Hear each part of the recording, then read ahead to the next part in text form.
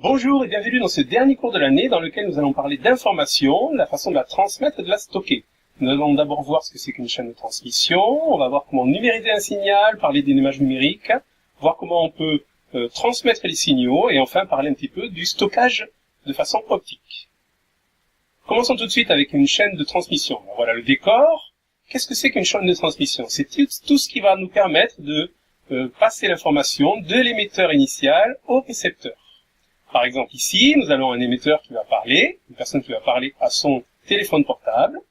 Ensuite, le téléphone portable va numériser ce signal et l'envoyer à une antenne non loin de lui. Cette antenne va être reliée par câble à une antenne satellite qui va envoyer le signal vers un satellite, qui lui-même va renvoyer le signal vers une antenne réceptrice non loin de la personne qui doit recevoir le signal. Donc ensuite, le signal est envoyé sur une antenne émettrice cette fois-ci, au téléphone portable du récepteur, et ce téléphone portable du récepteur transforme le signal en son qui est entendu par donc la personne qui doit recevoir le signal. Voilà ce qu'on appelle une chaîne de transmission. Dans cette chaîne, le téléphone portable a numérisé le signal. Alors qu'est-ce que c'est que la numérisation d'un signal? Avant l'arrivée des ordinateurs, quand on enregistrait un signal, on enregistrait le signal tel qu'il était, comme ceci, avec nos moyens propres. Et c'était ce qu'on appelle un signal analogique, c'est-à-dire qui variait de la même façon que, par exemple, la voix de la chanteuse. En gros, ce sont des signaux qui sont continus, on ne voit pas de discontinuité lors de leur variation. Maintenant, aujourd'hui, on a aussi des signaux qui s'appellent des signaux numériques. Les signaux numériques sont des signaux qui ont été numérisés, c'est-à-dire comptés en valeur discrète. Alors pourquoi on fait ceci? Parce qu'aujourd'hui, on enregistre tout sur des ordinateurs, et les ordinateurs, pour stocker les informations, ont besoin de compter, de numériser les valeurs des signaux. Dans les ordinateurs, ces signaux sont stockés sous forme de 0 et de 1, un 0 qu'on appelle bit, et un ensemble de 8 bits est appelé un octet. Donc, on a les signaux analogiques qui sont enregistrés encore aujourd'hui, et qui sont continus comme ceci, et on a les signaux numériques qui donc ont été enregistrés, numérisés, pour être stockés dans un ordinateur. Alors, comment fait-on pour numériser un signal?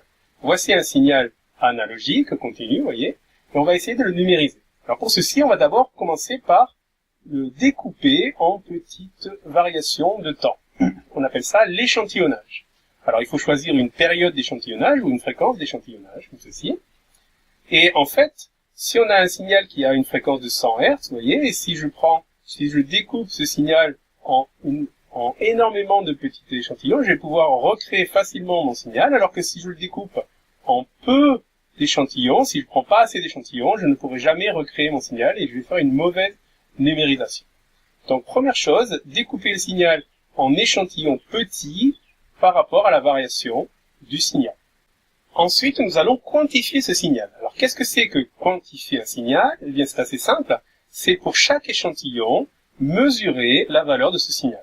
Alors, on va stocker ces résultats pour les ordinateurs avec un certain nombre de bits. Si on utilise un bit pour stocker le résultat de chaque échantillon, alors on a 2 valeurs, c'est pas beaucoup, et donc ça sera pas une bonne numérisation. Si on met 2 bits, on peut avoir 4 possibilités, donc 4 valeurs. Et si on en met n, on aura 2 puissance n. Alors, dans le cas présent, nous allons choisir 3 bits pour la quantification. 3 bits pour la quantification nous propose 2 puissance 3 valeurs, c'est-à-dire 8 valeurs différentes. Et voilà, je viens de mettre les 8 valeurs différentes sur l'écran. Alors, chaque valeur sera codifiée par des successions de bits différents. Alors maintenant, il suffit de donner la valeur du signal pour chaque échantillon. Voilà pour le premier, voilà pour le second, et ainsi de suite. Si on relie tout ça, on a ce qu'on appelle un signal numérisé. Vous voyez ici le signal analogique et le signal numérisé correspondant. Alors pour avoir une bonne numérisation, il faut avoir une période d'échantillon faible ou une fréquence d'échantillon grande, et il faut aussi avoir ce qu'on appelle un pas de quantification assez faible. Le pas de quantification, c'est ceci.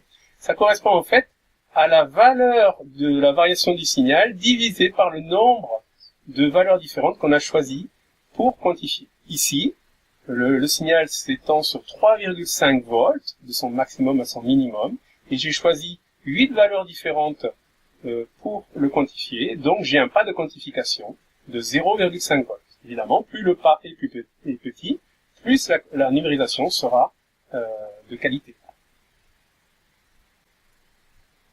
Parlons un petit peu maintenant des images numériques. Voici une image numérique et on va zoomer dessus. On zoome encore et à ce moment-là, on va voir apparaître des petits carrés qui ont des couleurs uniformes. Ces petits carrés de couleurs uniformes s'appellent des pixels.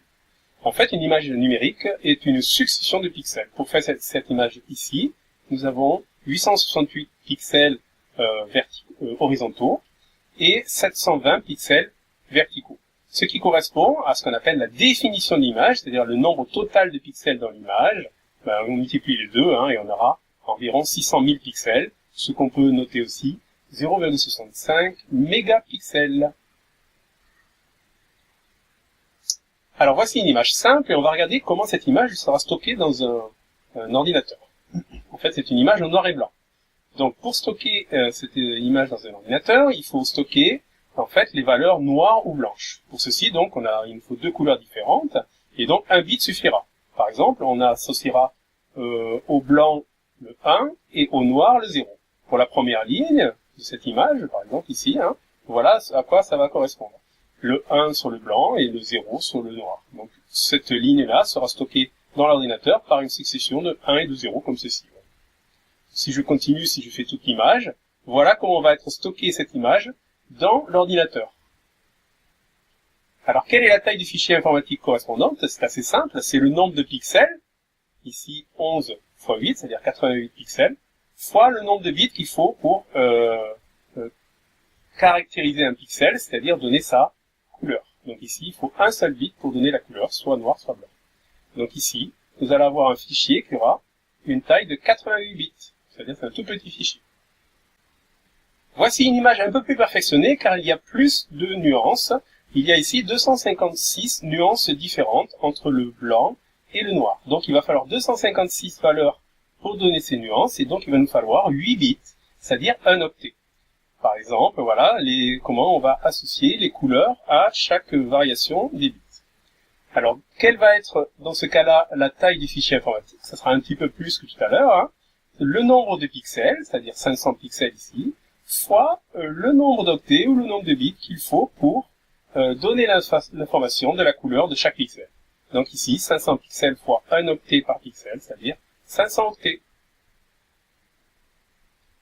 Passons à l'image en couleur. Alors comment fait-on de la couleur?